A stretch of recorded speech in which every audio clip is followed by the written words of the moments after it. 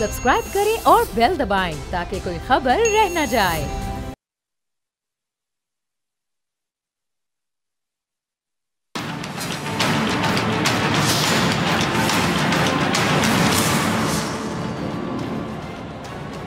अस्सलामुअलैकुम, मैं हूं डॉक्टर फजा खान और मैं हूं पाकिस्तान। मुल्की मशहद के लिए IMF नागुज़ीर हो चुका है, जबकि नई शराइत के बाद महंगाई का आलम क्या होगा, ये सब एक सवालिया निशान है। मुआशी इस्तेहकाम इस वक्त मुल्की बका के लिए शर्त है, लेकिन इस में सियासी इस्तेहकाम बेहद ज़रूरी है। 9 मई के वाक़े के बाद एक बार फिर तहरीक इंसाफ की क़यादत तनकीद के निरखे में है। वफाकी वज़ीर दिफा ख्वाजा आसिफ ने कहा है कि शोहदा के खिलाफ तहरीक इंसाफ की मुहिम मुल्क दुश्मनी है। PTI भारत के साथ मिलकर पाक फौज का मजाक उड़ा रही है, जबकि वफाकी वज़ीर इत्तलात अता तारड़ का कहना है कि अमरीकी साजिश का नारा लगाने वाले आज अमरीका के फुटपाथों पर बैठकर पाकिस्तान के खिलाफ नारे लगवा रहे हैं। शोहदा की कुर्बानियों का मजाक उड़ाने और पाकिस्तान मुखालिफ मुहिम चलाने वालों के लिए किसी रियायत की कोई बात नहीं है और कोई रियायत के मुस्तहिक है ही नहीं। दूसरी जानिब तहरीक इंसाफ ने वफाकी वज़रा के इल्ज़ामात को रद्द कर दिया। सब पे बात करने के लिए मेरे साथ मेहमान मौजूद हैं। तहरीक इंसाफ से मोहम्मद हुमायूं साहब, आपका भी बहुत शुक्रिया ज्वाइन करने का। हुमायूं मोहम्मद साहब और राना एहसान साहब नून लीग से मैं ज्वाइन कर रहे हैं। कादिर मंदोखिल साहब पीपल्स पार्टी से हमारा साथ देंगे। सबसे पहले मैं आपकी तरफ आना चाहूंगी राना एहसान साहब, फिर डॉक्टर हुमायूं साहब आपसे इसका जवाब लूंगी। कादिर साहब फिर आपकी तरफ आती हूँ। राना साहब, ये एक बड़ी बात की जा रही है आपकी जमात की जानिब से और वज़ीर इत्तलात अता तारड़ साहब ने खुलकर जो बात की और बताया कि किस तरह ये जो जमात है PTI ये मुल्क दुश्मनी पर उतरी हुई है, लेकिन बहुत से लोग इस पर ये बात कर रहे हैं कि जी सबूत क्या हैं और आप हुकूमत में हैं तो फिर आप लोग एक्शन भी ले सकते हैं। क्या मौक़िफ़ है आपका? बिस्मिल्लाह रहमान रहीम। देखें, बिल्कुल इसमें सबूत तो अवाम के सामने। एक तो इन्होंने IMF का बात लिखा, उसमें इन्होंने कहा कि ये हुकूमत जो है इसको हम तस्लीम नहीं करते और जब तक ऑडिट नहीं होता तो तब तक आप जो है वो इनको किस्त ना जारी करें। दूसरा, इन्होंने इनके सोशल मीडिया के ज़रिए इनके जो फॉलोअर्स हैं उन्होंने एक पिटिशन, ऑनलाइन पिटिशन दायर की जिसमें 3-4 हज़ार लोगों ने पार्टिसिपेट किया जो GSP प्लस मुआहदे को टारगेट कर। और फिर अब पूरी कौम ने देखा कि किस तरीके से शहबाज गिल और PTI के सपोर्टर्स जो ओवरसीज मौजूद थे PTI के नारे भी लगा रहे थे और नाजेबा नारे भी लगा रहे थे और वो एहतजाज कर रहे थे PTI के दफ्तर के सामने। तो मेरे ख्याल से इसमें नीयतें तो इनकी सामने आ गई अवाम के कि इनकी नीयत यही है कि GSP प्लस से भी मुल्क जाए, IMF जो है वो भी मामला जो है वो ना आगे बढ़े और मुल्क जो है वो माशी तौर पे दबालिया हो जाए। ये इनकी ख्वाहिश है। अगर इनकी बात ना सुनी गई, इनके मुताबिक, इनके मनो मर्जी के मुताबिक फैसले ना किए गए। देखें, बात ये है कि इनके अगर इख्तलाफात हैं तो उनका एक ही प्लेटफॉर्म है, वो इलेक्शन ट्रिब्यूनल और अदालतें हैं और कोई नहीं है। ये दुनिया भर में पाकिस्तान की साख को खराब करें और उनको कहें कि पाकिस्तानी मामलात में मुदाखलत करते हुए आप जो है ये हमारे मसाइल हल कर दें, तो ऐसे ना पहले कभी हुआ, ना 2018 में जब रिग्ड तरीन इलेक्शन था पाकिस्तान की तारीख में हमने कोई ऐसी ख्वाहिशात का इजहार किया। हमें तो इन्होंने धक्का मार के ट्रिब्यूनल्स और अदालतों में भेजा। तो आज जब आपकी बारी है तो आप भी वहां जाएं। तो इतना सा मौक़िफ़ है। जहां तक बात के ऊपर कानूनी कार्रवाई की जाएगी नहीं की जाएगी वो तो देखें, एक तो देखा जाएगा, लीगल टीम इसको देखेगी, जो अदारे हैं वो देखेंगे कि कोई इन पे शिक लगती है नहीं लगती, या जो कादिर मंदोखिल साहब है वो वकील है वो बेहतर इस पे नजर डाल सकते हैं, उनका पॉइंट भी लेते हैं।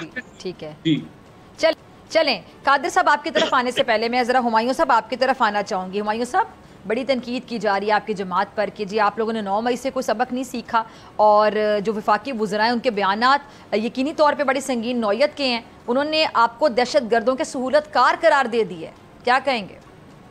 बिस्मिल्लाहिर्रहमानिर्रहीम। देखिए, आप जिन लोगों की बात कर रहे हैं जो इल्ज़ाम लगा रहे हैं उनमें से एक के जो बड़े थे वो तो जजों को रिश्वत देने में पकड़े गए थे। दूसरे साहब वो थे कि जो कि टीवी पे सबको ये बताते फिर रहे थे कि हमारी आर्म फोर्सेस जो है वो कहाँ कहाँ शिकस्त खा गई थी। ये इन लोगों के वो है। अब ये हम पे इल्ज़ाम लगा रहे हैं। अच्छा, इल्ज़ाम क्या लगा रहे हैं? इल्ज़ाम ये लगा रहे हैं कि हम लोगों ने कहा कि हम इस हुकूमत को नहीं मानते। ये हम इल्ज़ाम नहीं लगा रहे, ये हकीकत है, हम इनको नहीं मानते। ये जो है ना, ये लोग एक्चुअली वोट के चोर हैं, और पहले तो पैसों के चोर थे, अब वोट के चोर हैं, ठीक है। और ये हम नहीं कह रहे, ये दुनिया की जितनी भी जो ऑब्जर्वर्स यहाँ आए थे वो सब कह रहे, ये हम नहीं कह रहे। इसमें हर एक ने ये कहना शुरू किया हुआ है। इसमें आप चाहे पिल्डाट को ले लें, चाहे आप फैफन को ले लें, चाहे आप गैलप सर्व को ले लें, चाहे आप EU को ले लें, चाहे आप किसी भी दुनिया की जो यहाँ पे ऑब्जर्वर आए थे, हर एक ने ये कहा हुआ है। और उन्होंने कहा है कि देखिए पहले भी होता था, इस दफा तकरीबन 50% से ज्यादा एरियाज में उन लोगों ने कहा है कि शफाफियत बिल्कुल नहीं थी। अब ये हम इसलिए नहीं कह रहे। और रही बात ये IMF क्यों, देखिए IMF इसलिए ऐसे कि IMF पैसे दे रहे हैं, और ये लोग, इन लोगों की हिस्ट्री है कि इन्होंने आज तक कभी वो नहीं बताया कि इन लोगों ने जो जिन पैसों से, जो वो कहते थे ना कि हमारी तो लंदन को छोड़े पाकिस्तान में भी कोई प्रॉपर्टी नहीं है, तो वो प्रॉपर्टियां जो आप पहले कह रहे थे, पिछले 6-7 साल कह रहे थे कि हम पाकिस्तानी नहीं है, आज वो बड़े फख्र से पाकिस्तानी बनते फिर रहे हैं, तो वो बताए तो सही कि वो 18 साल की उम्र में, 17 साल की उम्र में बिलियनियर कैसे बन गए, वो पैसे कहाँ से ट्रांसफर हुए। वो सारे पैसे वो थे जो पाकिस्तान के चोरी किए हुए।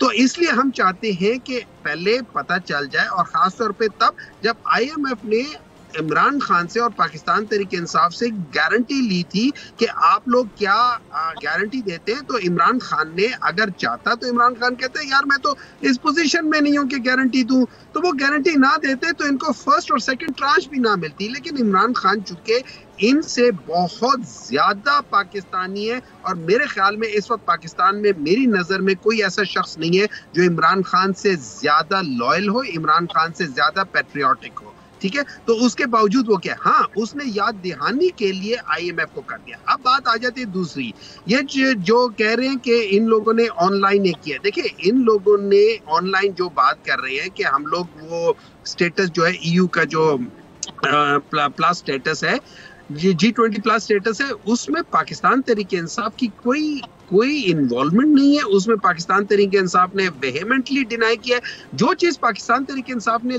किया था, जैसे लेटर IMF को, वो हमने एक्सेप्ट किया था, इसको हम एक्सेप्ट नहीं करते।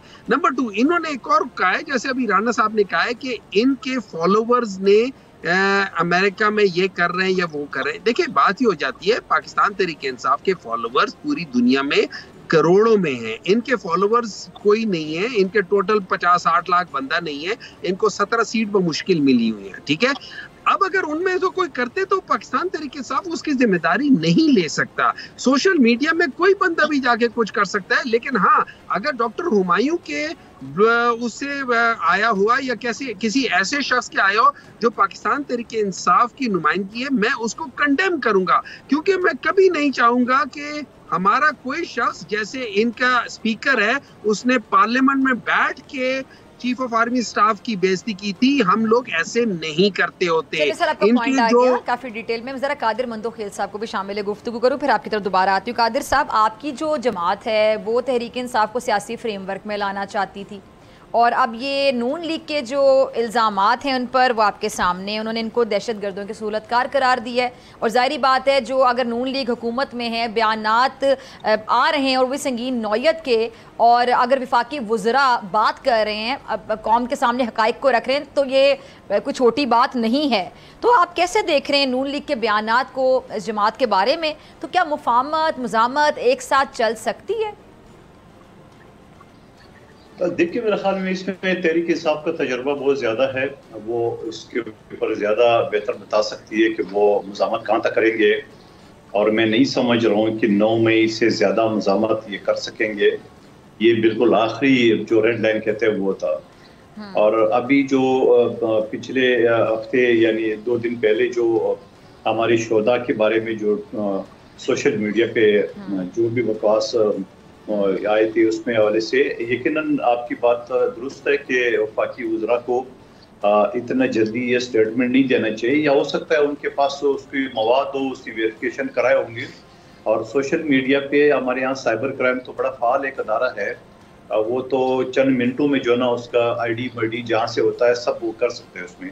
लेकिन चूंकि PTI की तरफ वो इशारा इस वजह से है कि माजी का जो उनका किरदार था वो कोई ऐसे पाकिस्तान के साथ। सॉरी मैं आपकी बात काट रही हूँ कादिर साहब, ये मैं फिर आप दोनों का भी पॉइंट लूंगी, राना एहसान साहब आपका और आपका भी डॉक्टर साहब। कादिर साहब आप कंटिन्यू कीजिएगा, लेकिन जरा मैं पॉइंट ऐड करना चाहूँगी कि ये तो जानना बिल्कुल मुश्किल नहीं होता कि कौन सा अकाउंट कहाँ से काम कर रहा है और कौन सा अकाउंट किस पार्टी को सपोर्ट कर रहा है, कौन सा अकाउंट किस पार्टी के बंदों से मुंसलिक है। मतलब पीटीआई के जो अकाउंट्स हैं वो भी पता लगाना मुश्किल नहीं है, नून लीग के, पीपल्स पार्टी के साफ वाजे हो जाते हैं। इसमें तो कोई मेरे ख्याल से कोई मुश्किल कोई बड़ा चैलेंजिंग तो नहीं है कि बड़ा मुश्किल होगा जानना।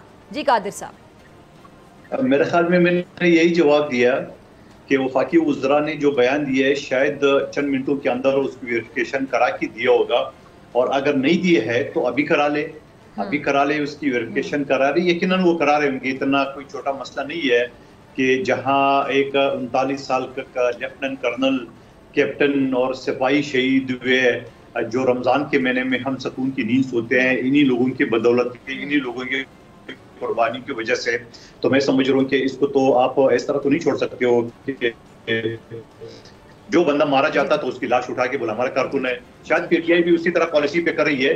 वो जो वाशिंगटन में वहां पे हुआ था, न्यूयॉर्क या वाशिंगटन में जो हुआ था एहतजाज, वो कौन लोग थे और वो क्यों किया था? और आप मुझे एक बात बताओ, आप एक तरफ तो पाकिस्तानी अदालत की बात कर रहे हो, दूसरी तरफ आप अक़वाम मुत्तहिदा और IMF और इन लोगों से आप बात कर रहे हो, क्या क्या चाह रहे हो? मैं ये समझ रहा हूँ कि पीटीआई को और इनके लोगों को आप तौबा करना चाहिए, पाकिस्तान के ऊपर तरस करना चाहिए, क्योंकि जो अफरा तफरी, जो अनारकी की जो बदतमीजी, जो गाली गलोच का जो कल्चर उन्होंने इंट्रोड्यूस करा है, आप मुझे बता दो कि इससे आखिरियत क्या हो सकता है। लेकिन अब जो लोगों ने ओढ़ की इनको, जहां अगर इमायूं साहब बता रहे कि जो रिपोर्ट आई है उसमें 50% डाली हुई है, तो क्या 50% में खैबर पख्तूनख्वा नहीं आता है? या खैबर पख्तूनख्वा के छोड़ के बाकी मुल्क में 50% गिनवा रहा है?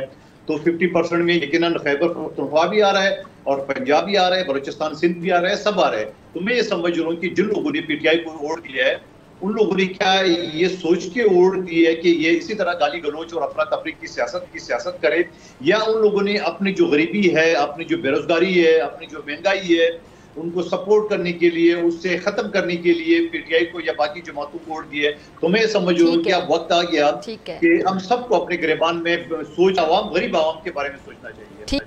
ठीक है जी, ठीक है। अच्छा, अब मैं आपकी तरफ आना चाहती हूँ राना एहसान साहब, आप लोग हुकूमत में हैं, इस पर कुछ अमल भी करेंगे? ये जो कुछ कार्रवाई हम एक्सपेक्ट करें आने वाले दिनों में, या सिर्फ प्रेस कॉन्फ्रेंस करनी है, वज़रा ने कौम के सामने हक़ाइक़ रखने हैं, या ये जो एक बहुत ज़्यादा ये सिलसिला तूल पकड़ चुका है कि आप हम देखते हैं कि जी किसी की भी पगड़ी उछाली जाती है, किसी पर भी इल्ज़ामात की बुछाड़ कर दी जाती है, बिलो दी बेल्ट गुफ्तगू की जाती है, और अब जो कुछ हो रहा है, सॉरी टू से, ये तो किसी भी तौर पे एक्सेप्टेबल नहीं है। तो आपकी जो जमात हुकूमत में है, क्या आगे आप सोच रखते हैं? इस सिलसिले को कैसे रोका जाएगा, किस तरह रोका जाएगा? देखिए, सबसे पहले मैं 2-3 चीज़ें क्लियर कर दूं कि ऐसे भी जज आए थे जिनके ट्रक भिजवाए जाते थे, और वो जज जो हैं वो भाग भी गए। वो इनको सपोर्ट करते थे और ऐसे ही जज इनको अच्छे लगते थे। फिर ऐसे भी जज आए जिनके बेटे बाद में इन्हीं की जमात के टिकटें बांट रहे थे, तो वो जज इनको बड़े अच्छे लगते थे, और उन जजेस के जब वो जज होते थे तो तब जो है वो इंसाफ का बाल बोला होता था। इन्होंने IMF की बात की। देखें, बात ये है कि जब 2 सूबाई वज़रा ने ख़त लिखे थे IMF को, तो IMF का मुआहदा तो तब भी हो गया था।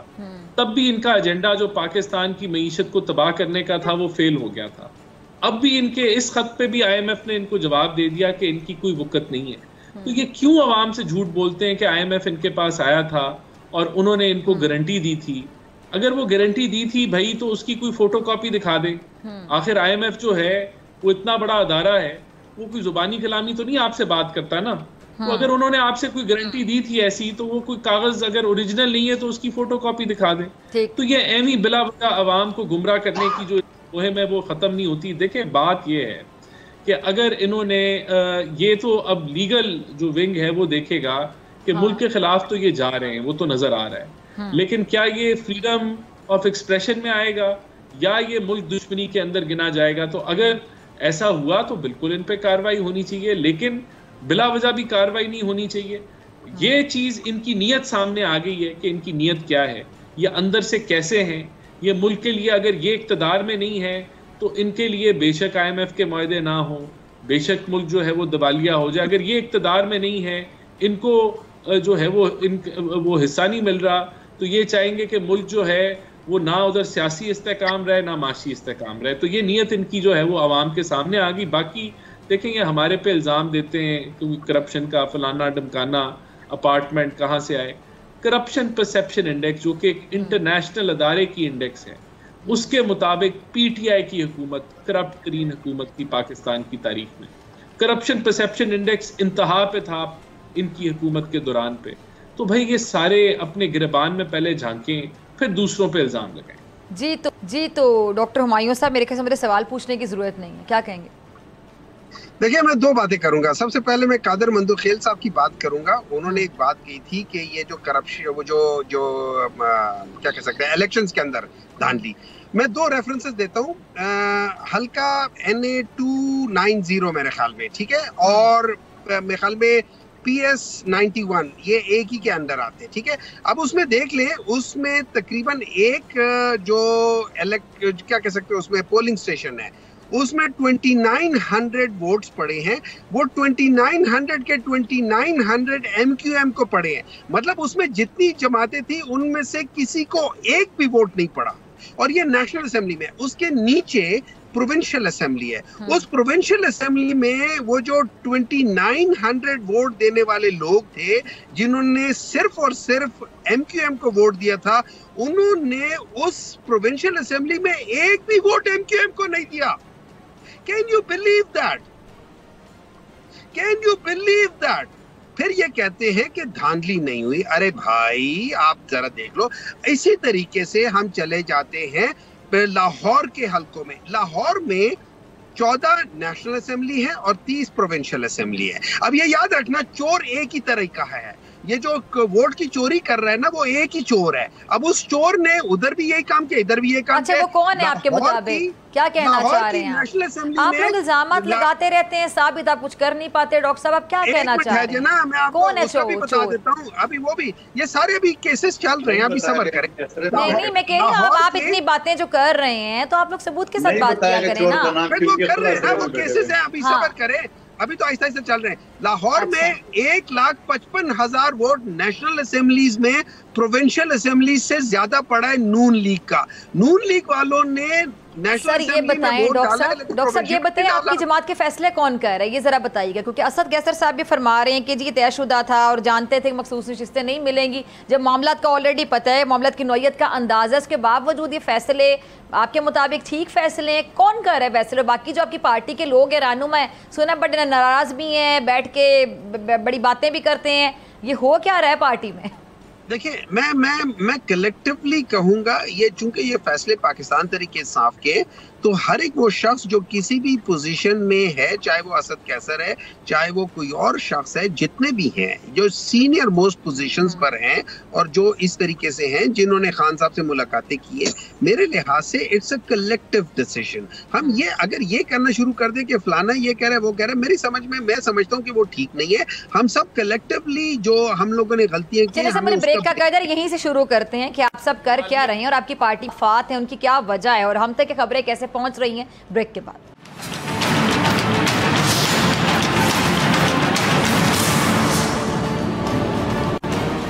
वेलकम बैक नाज़रीन। अच्छा डॉक्टर साहब, आप कुछ फरमा रहे थे, मुझे ब्रेक पे जाना था, प्लीज वहीं से कंटिन्यू कीजिएगा। कह रहा था, ये बड़ी कॉमन चीज है, जब लीडर के साथ एक्सेस नहीं होता है उसका ये कम्युनिकेशन का, तो ये चीजें फिर दरमियान में आ जाती है, ये प्रॉब्लम्स आते हैं। ये इट्स नथिंग बट नेचुरल के इस किस्म की चीजें आएंगी, तो वो कोई मसला नहीं है। लेकिन देखिए, ओवरऑल एक बात याद रखिए, जब आप लोग किसी पे इल्जाम लगाएं, अगर आप पाकिस्तान तरीके इंसाफ पे इल्जाम लगाते हैं, तो फिर आपको ये प्रूफ करना होगा कि ये तरीके इंसाफ के प्लेटफॉर्म से ये हुआ है।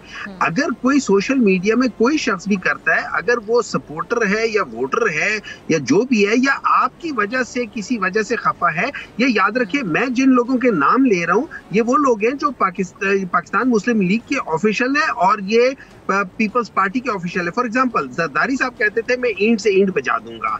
क्या कह सकते हैं, मरियम नवाज को बेख्याल में उसके खिलाफ भी केस होना चाहिए, जब उसके जलसों में ये जो वर्दी वाला नारा होता था, उनको भी होना चाहिए। अच्छा, उसके अलावा ये जो अयाज सादिक साहब है, उन्होंने क्या कहा था, ये तो उन्होंने उस पे कहा हुआ है। सर मेरी बात सुने, ये पुरानी बातें हैं, लेकिन आपकी पार्टी ने तो हाथ ही नहीं कर दी। आपकी पार्टी तो, मेरी बात समझिए, आपकी पार्टी तो शोहदा की जो यादगारें हैं, मैं ये कह रहा हूँ कमांडर हाउस, वहाँ चले गए आप लोग, शोहदा की यादगारों पे जाके जो आप लोगों ने धावा बोला, उनके जो अहले खाना है, उनके सेंटिमेंट्स को, उनकी फीलिंग्स को कितना आप लोगों ने हर्ट किया, कितनी तकलीफ पहुंची। उसके बाद सबसे बड़ी बात ये कि डिटाई का आलम है कि आप लोग कहते हैं कि आप लोगों ने कुछ नहीं किया।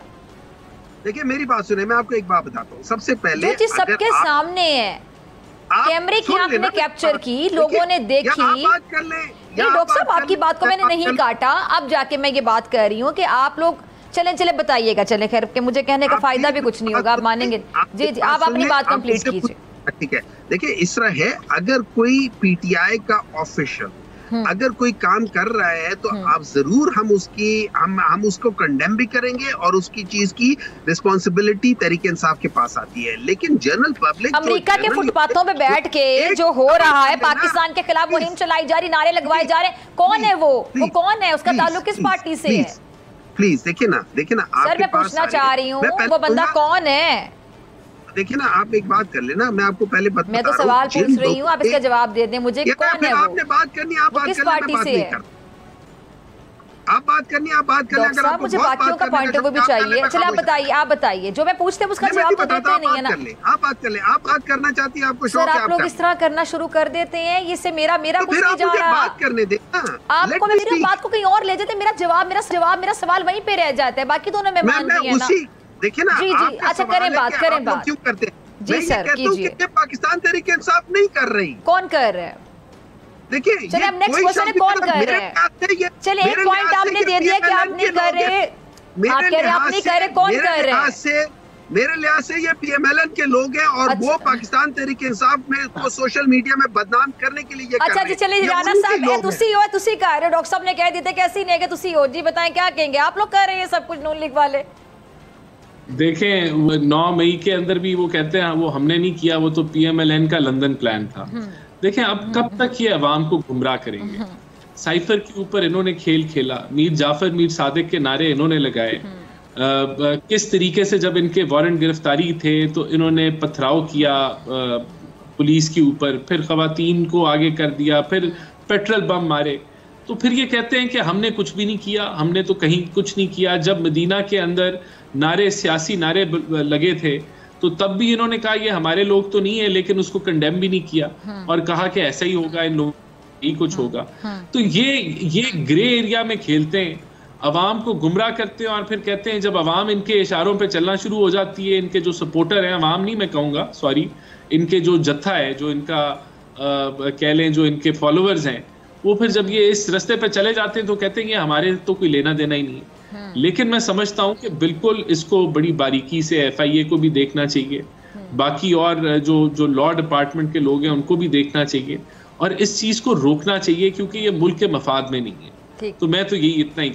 ठीक है जी। और सर ये बात कंफर्म है ना कि आप लोग नहीं करवा रहे, क्योंकि डॉक्टर साहब ने ऑन ईयर प्रोग्राम इल्जाम आप पे लगा दे कि आप लोग करवा रहे हैं। अब आप देखें शहबाज गिल साहब शहबाज गिल साहब वहां पहुंचे हुए हैं। अब शहबाज गिल अगर ये कह रहे हैं कि शहबाज गिल हमारी पार्टी के मेंबर हैं तो अब मैं इसका कादिर मंदूखिल से मुझे तो वैसे कभी नहीं पता था कि शहबाज गिल साहब नून लीग के तर्जुमान है। उन्होंने कभी नून लीग भी ज्वाइन की थी मंदूखिल साहब? मेरे ख्याल में वो इमरान खान साहब की चीफ ऑफ आर्मी स्टाफ थे, क्या होता था उनका? Chief of staff. हाँ तो उनके ओहदे भी अनूठे थे ना, बल्कि वो तो इतने काम करते थे कि फयाजुल हसन चौहान साहब मुझे याद है बेचारे मेरे प्रोग्राम में बल्कि बाकी जगहों पे भी बैठ के उन्होंने बाकायदा बताया कि किस तरह मुलाकातें ही नहीं होने देते थे वो शहबाज गिल साहब, जिसकी शक्ल शहबाज गिल को नहीं पसंद थी। वो अपने जो इनके बानी पीटीआई के थे चेयरमैन साहब, अपने चेयरमैन से जब वो प्राइम मिनिस्टर थे तब भी नहीं मिल सकते थे। क्यों? क्योंकि शहबाज गिल साहब की इजाजत नहीं होती थी। अब तो शहबाज गिल अभी कहाँ है? वो शहबाज गिल कहाँ है इस वक्त? जो पूरा पार्टी को चला रहे थे और जो उनके जेन्युइन वर्कर थे उनको मिलने नहीं देते थे, उनको बेइज्जत करते थे और टॉक शो में जो उसका रवैया था, अमेरिका में बैठ के पाकिस्तान नारे लगवा रहे हैं। तो वो तो उससे पहले भी उसकी जो घर वाली है वो स्कॉलरशिप पे गई और आज तक वापस नहीं गई। हमने तो उसी दिनों में ये बात उठाया था, लेकिन बात ये होता ना कि अब एक्शन ले, खुद मोमन साहब जैसे मुखलिस इनके कारकुन है, वो इन बेचारे इनके लिए टॉक शो में लड़ते झगड़ते हैं और वो मजे लेके और भाग भी गए वापस। तो ये तो खुद पीटीआई के लोगों को सोचना चाहिए। अच्छा, अब सवाल ये है कि इन सारी चीजों का जो मोमन साहब फरमा रहे हैं कि ये हुआ, ये सारी शवाहिद के साथ ये आखिर करना क्या चाह रहे हैं? ये आप पीटीआई के दोस्तों से जरूर पूछें कि ये आखिर करना क्या चाह रहे हैं। मतलब ये कौन सा पंजाबी कराना साहब ऐसा खेलने दूंगा, वो अलग चीज है। वो खुदा का वास्ता, आपने हुकूमत की है, आपने 3.5 साल वफाक में हुकूमत की है, 10 साल पख्तूनख्वा में की है। आपका अली अमीन गंडपुर साहब कहते हैं कि आज के बाद रिश्वत लेने और देने वाला दोनों जन्मी है। क्या 10 साल जो इनकी हुकूमत थी वहां रिश्वत लेने और देने वाले दोनों जनती थे क्या? और क्या स्मगलिंग पख्तूनख्वा में नहीं हो रही है? क्या असले के वहाँ कारखाने नहीं है? क्या वहाँ चर्च की हीरोइन के फैक्ट्रियां नहीं है, प्लांट नहीं है? क्या वहाँ पे चोरी की गाड़ियां नहीं है? क्या अफगानिस्तान से पूरा स्मगलिंग नहीं आ रहा है? क्या उनके ऊपर काबू पाया? चलो शिव मरवत साहब की बात एक तरफ के, वो जो रिश्वत ले रहे थे, वो जो 25 लाख दिन का बना रहे थे, कौन बना रहा था? इनका वजीर आला बना रहा था। आज वो नहीं है तो वो करे, तो उसको क्यों नहीं कहा? कादिर साहब ये बिल्कुल बजा फरमा रहे हैं, लेकिन आपकी इजाजत से जरा मैं ऐड करना चाहूंगी कि सिंध में भी हालात कुछ मुख्तलिफ तो नहीं है ना, ये जो जिस तरफ आप निशानदेही कर रहे हैं। आप मुझे बता दें, सिंध में बड़ा अच्छा सवाल होता है तनकीद करना। कहते हैं दुनिया में 2 काम बड़े आसान है, एक किसी पे तनकीद करना और दूसरा मशवरा देना। आप मुझे बताओ, सिंध में जो अस्पताल बने हुए हैं वो पाकिस्तान क्या एशिया में है इस तरह? आप मुझे बता दें, एशिया में, मैं चैलेंज कर रहा हूँ, पाकिस्तान तो छोड़िए। उसके बाद आप बेनजीर ट्रॉमा सेंटर देख लें, आप वहाँ पे दिल के अस्पताल के NICD भी कहते हैं 10 जिलों में। उसके बाद आप आइए जो लिवर ट्रांसप्लांट है, जो कादिर साहब सिर्फ हॉस्पिटल नहीं ना होते, तालीम भी है, इंफ्रास्ट्रक्चर भी है, आप बताएं। जी हाँ, गवर्नेंस होती है, इसके अलावा पानी के मसाइल आप देख लें कि आप लोगों के पानी के मसाइल कितनी देर से चलते आ रहे थे। जरूर मीडिया के नजर में ये जरूर आता होगा, लेकिन सर एक दिन बारिश हो जाए तो क्या हालात हो जाते हैं शहर कायद के। हमारे पाकिस्तान का एक सबसे बड़ा शहर, अगर मैं कहूँ तो गलत नहीं होगा, एक बारिश हो जाए तो क्या हो जाता है वहाँ पे? क्या हुआ अभी पिछले हफ्ते बारिश हुआ, क्या हुआ आपको पता है? आपको रोड पे पानी नजर आया? क्योंकि इलेक्शन से एक दिन पहले हुई थी ना, अगर मैं गलत नहीं हूँ तो। मेयर साहब ने कहा जल्दी से सही करवा देते, अगर इलेक्शन से एक दिन पहले ना होती। अच्छा, आपने सवाल कर लिया, अब तो वही चीज हो गया बकरे ईद पे। मुझे मेरे हल्के के वो बकरे का गाय, मैंने लड़कों को फोन किया है, अगला मैसेज आ गया उजड़ी का तस्वीर है, ये पड़ा, तो मैंने अपने लड़कों को डांटा, भाई क्यों नहीं उठा रहा है? वो कह रहे सर कुछ 6 बजे गाय ज़बह कर रहा है, कोई 7 कर रहा है, कोई 8 कर रहा है। मैंने कहा गाड़ी चलाते रहो। वाकई होगा, मैं शक नहीं है, वो आपकी जो वीडियो थी ना उसमें आप लड़ भी लेते हैं। अच्छा सुन ले मेरी बहन, आपके सवाल के मुझे कंप्लीट होने दीजिए। जी कादिर साहब जी, आप मुझे बताओ, पिछले हफ्ते जो बारिश हुआ, आपको किसी रोड पे पानी नजर आया? मेरे हल्के NA242 बल्दिया टाउन में सर वो बूंदाबांदी थी, उतनी तेज बारिश नहीं थी। खत्म कर लिया। चले खैर चले, हम आगे चलते हैं, हम बारिश में काउंट के रह गए। आपके लिए बारिश नहीं थी तो फिर क्या था? अब नहीं चले। राणा साहब मुस्कुरा रहे हैं। राणा साहब आपका लास्ट कमेंट इस पे कुछ ऐड करना चाहिए, आखिरी 2 मिनट है जी। राणा साहब चले, राणा साहब कुछ कह रहे हैं ना, मुस्कुरा रहे हैं आपकी बात पे। जी राणा साहब, थर में जहां आप जैसी खवातीन, अल्लाह ना करे आप जैसी खवातीन, गरीब खवातीन वहां पे डंपर चला रही, पाकिस्तान में कोई मिसाल है? आप वहां पे जाएं, वहां पे थर में जो रोड बने हुए, जहां पानी के प्लांट बने हुए, जहां एयरपोर्ट बने हुए, वहां पे आप देख सर हम सिंध पे स्पेशल प्रोग्राम रख लेंगे, उस पे फिर हम डिस्कशन कर लेंगे। अभी मुझे आगे बढ़ना है आपकी इजाजत से। राणा साहब मुस्कुरा रहे थे, क्या हुआ, किस बात पे आपको मुस्कुराहट? तो इस पे था कि बारिश की बारिश तेज थी तो मैं उस पर मुस्कुरा रहा था। लेकिन देखिए बहरहाल मैं तो यही कहूंगा कि मुल्क को आगे बढ़ने देना चाहिए है। ये जो मुल्क मुखालिफ जो बयानिए और जो मुखालिफ जो हरकत है उससे हमें रद्द करना है। हम भी जरा आगे बढ़ते हैं। डॉक्टर साहब लास्ट कमेंट 10 सेकंड जल्दी से। देखिए जी, मैं ये समझता हूँ कि अगर पाकिस्तान तरीके ने KP के अंदर किसी ने कोई करप्शन की है और अगर उसके ऊपर वो प्रूफ होता है, उसको जो मर्जी हो उसको सजा मिलनी चाहिए। चलें जी ठीक है जी, आपका पॉइंट आ गया। तीनों मेहमानों का बहुत शुक्रिया। मुझे ब्रेक पे जाना है और इसी पे मेरे साथ मौजूद होंगे ब्रिगेडियर रिटायर्ड गजनफर अली साहब।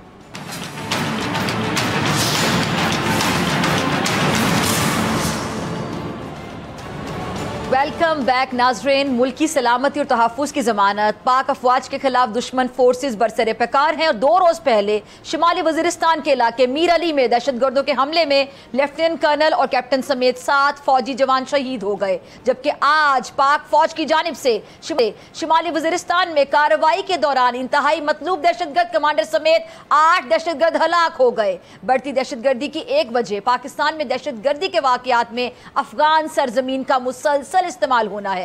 इस पर बात करने के लिए मेरे साथ मुअज़्ज़िज़ मेहमान मौजूद हैं। ब्रिगेडियर रिटायर्ड गज़ा, बहुत शुक्रिया ब्रिगेडियर साहब ज्वाइन करने के लिए। ब्रिगेडियर साहब, अफगानिस्तान की जो ज़मीन है वो मुसलसल इस्तेमाल हो रही है पाकिस्तान के खिलाफ, आपको नहीं लगता कि वक्त आ गया है कि कड़ी कार्रवाई की जाए इस अमल को रोकने के लिए, बगैर कोई वक्त ज़ाया किए इस कार्रवाई को किया जाए? जी फिजा, बहुत बहुत शुक्रिया। देखिए, 2 एस्पेक्ट हैं इस चीज़ के जो आप कह रही हैं। पहली बात तो ये है कि अमूमन जब हम कहते हैं कि अफ़गानिस्तान की सरजमीन इन्वॉल्व है तो अफ़गानिस्तान की हुकूमत उसको डिनाई कहती है और कहती है कि जी हमारे सरजमीन तो इस्तेमाल नहीं हो रही। अब इस चीज़ को याद रखिएगा कि माजी में जिस वक्त अमेरिकन फोर्सेस अफ़गानिस्तान में थी और तालिबान ने टेक ओवर नहीं, तालिबान जो है वो अभी तक नहीं आए थे और पाकिस्तान ने उनको फैसिलिटेट किया था अफ़गानिस्तान की हुकूमत को बनाने में और अमेरिकन फोर्सेस के अफ़गानिस्तान से निकलने के प्रोसेस।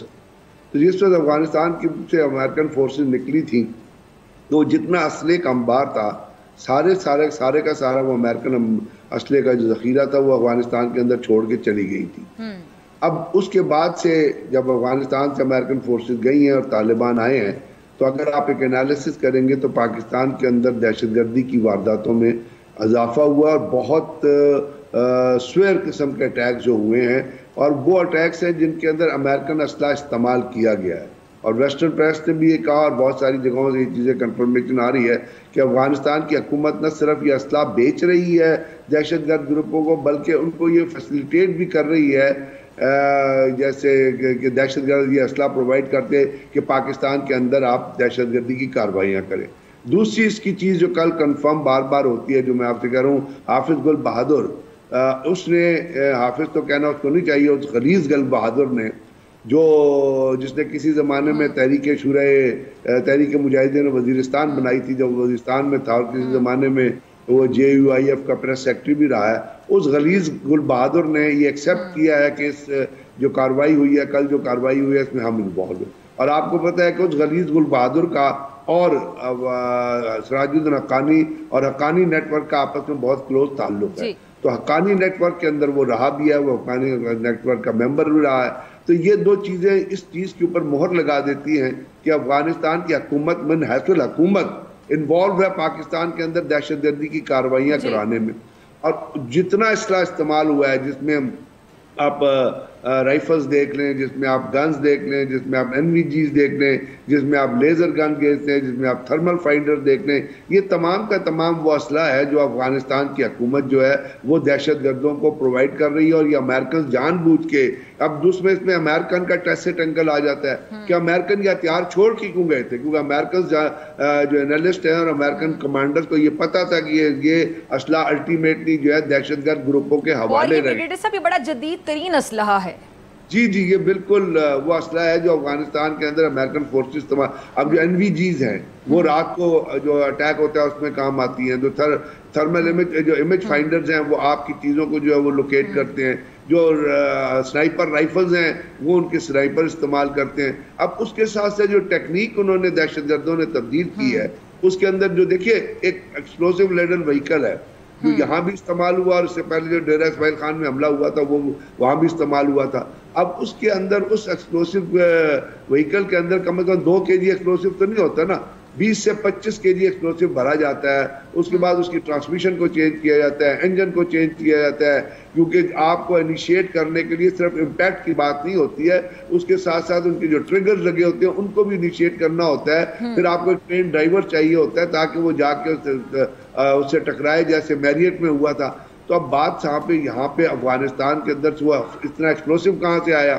पाकिस्तान ने अफगानिस्तान का एक बाढ़ तो लगाई है, लेकिन अफगानिस्तान पाकिस्तान का जो टेरेन है, आप नीचे नॉर्थ वजीरिस्तान से बाजोड़ तक चले जाएं, आप मोहम्मद एजेंसी वाले इलाके में चले जाएं, उसके अंदर इतने इतने बड़े बड़े गॉर्जेस और ऐसे नाले हैं और ऐसे टेरेन है जिसके अंदर से लोग स्नीक इन करके आ सकते हैं।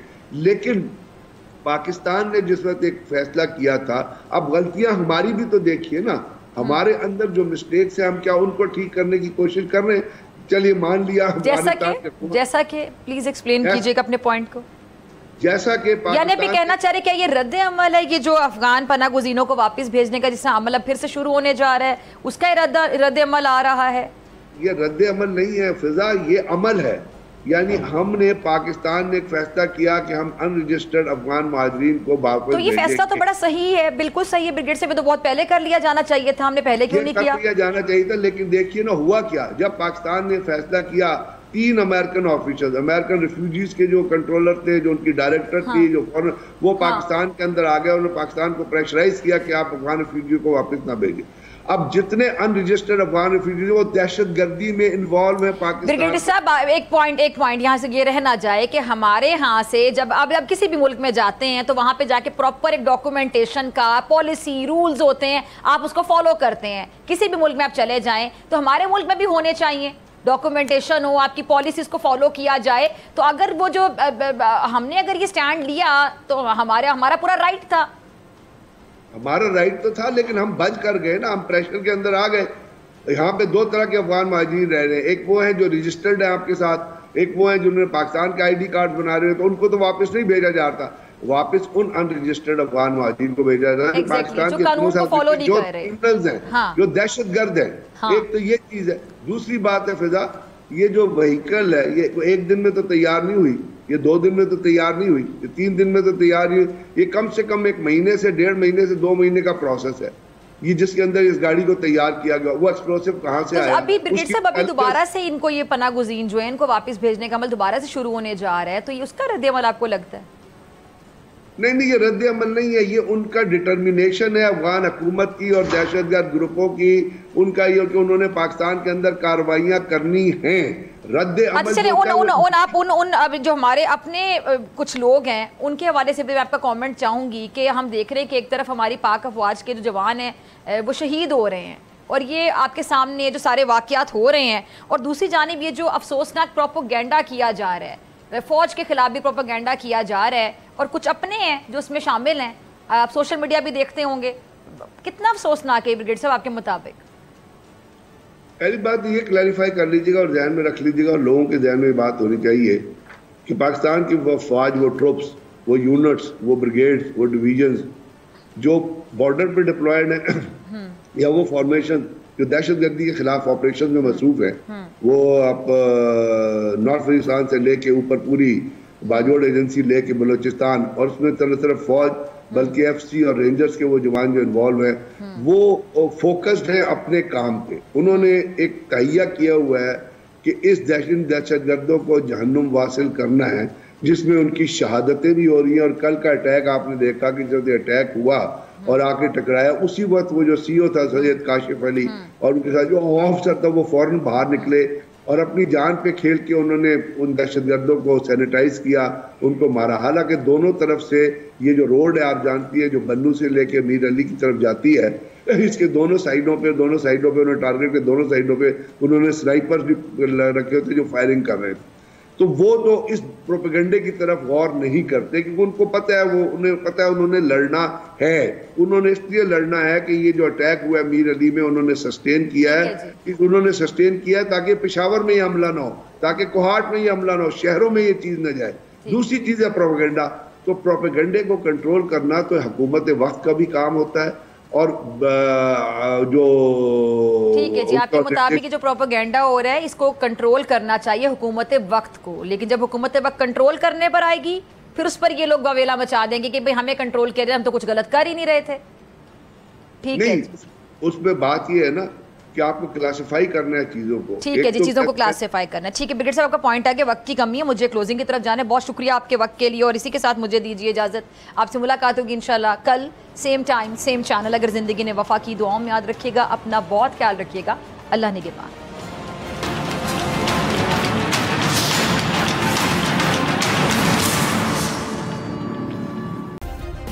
सब्सक्राइब करें और बेल दबाएं ताकि कोई खबर रह न जाए।